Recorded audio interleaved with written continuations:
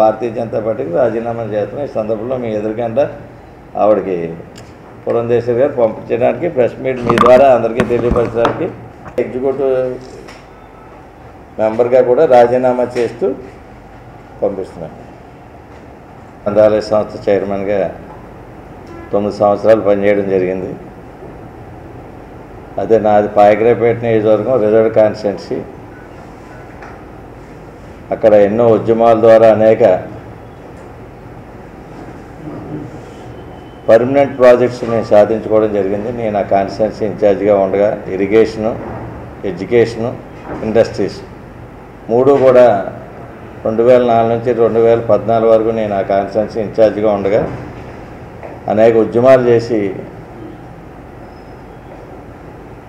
ఆ కాన్స్టిట్యున్సీలో ఇరిగేషన్కి ఒక 20,000 ఎకరానికి సాగునీరు అందించడం కాకుండా ఇండస్ట్రీస్ రావడానికి పబ్లిక్ హీరింగ్లో కూడా ప్రజలు వ్యతిరేకించినా సరే వేళ ఎట్రో కానీ డక్కన్ కంపెనీలు రావడానికి మొట్టమొదటిగా పబ్లిక్ హీరింగ్ సంతకాలు కూడా నేనే పెట్టడం జరిగింది.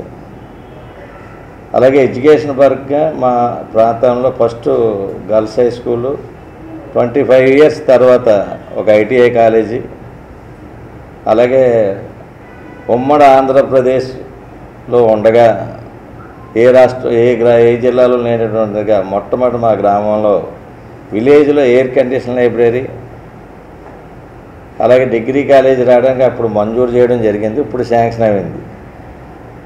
ఈ కార్యక్రమాల ద్వారా నేను అనేక యాక్టివిటీస్ ఉద్యమాల ద్వారా నేను అక్కడ అందరికీ తెలుసు ఉద్యమాలు చేస్తానని ఈశ్వర్. అలాగే షుగర్ ఫ్యాక్టరీస్ ప్రైవేటీకరణ చేస్తే గతంలో స్టేకి వెళ్ళి తెచ్చుకోవడం జరిగింది. ఈరోజు కూడా రైతులు బకాయిలన్నీ ఉండిపోతే పోరాడి జేడీ లక్ష్మీనారాయణ గారు లేకపోతే వీళ్ళందరినీ తీసుకొచ్చి 4 షుగర్ ఫ్యాక్టరీలు తిరిగి రైతాంగానికి అందరికీ కూడా నేను డబ్బులు ఇచ్చేలాగా, అలాగే కార్మికులకు డబ్బులు ఇచ్చేలాగా, ఇటువంటి పరిస్థితుల్లో భారతీయ జనతా పార్టీ ఈ రాష్ట్రంలో ముఖ్యంగా ఆంధ్రప్రదేశ్లో కన్నా లక్ష్మీనారాయణ గారి సమక్షంలో నేను అప్పుడు జేడీ నడ్డా గారి దగ్గర జాయిన్ అవ్వడం జరిగింది.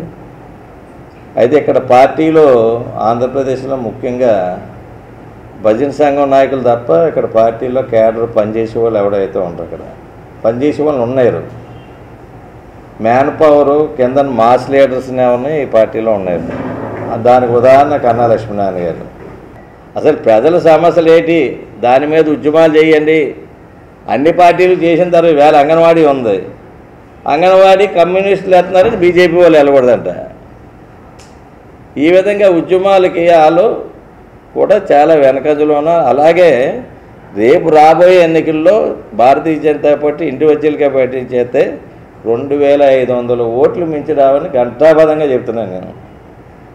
నియోజకవర్గానికి వేళ రాజీనామా చేసి మీ అందరి సమక్షంలోనే పురంధేశ్వరి గారికి లెటర్ ఇప్పుడే మీకు పంపించడం జరుగుతుంది, సంతకం పెట్టి. ఏంటంటే ముఖ్యంగా మెయిన్ సమస్యలు మా కాన్స్టిట్యున్సీ సమస్యలు కూడా చాలా ఎక్కువ ఉన్నాయండి. ఎట్టోడెక్ కంపెనీ ఉంది, అక్కడ పైప్ లైన్ కూడా ఉంది. ఆ పైప్ లైన్ కూడా 365 రోజుల నుంచి చేస్తుంటే పర్మిషన్ కేంద్ర ప్రభుత్వం ఇచ్చేసింది. 365 రోజుల నుంచి మత్స్యకారులు అక్కడ, దానికి కూడా నేను వెళ్ళాను, మద్దతు తెలిపాం. జేడీ లక్ష్మీనారాయణ అక్కడికి కూడా తీసుకెళ్ళాను, కానీ బీజేపీ నాయకుడు ఎవడో రాలేదు. మరి ఆ కంపెనీ వాళ్ళ ఏం తీసుకెళ్ళారో మాకు తెలియదు.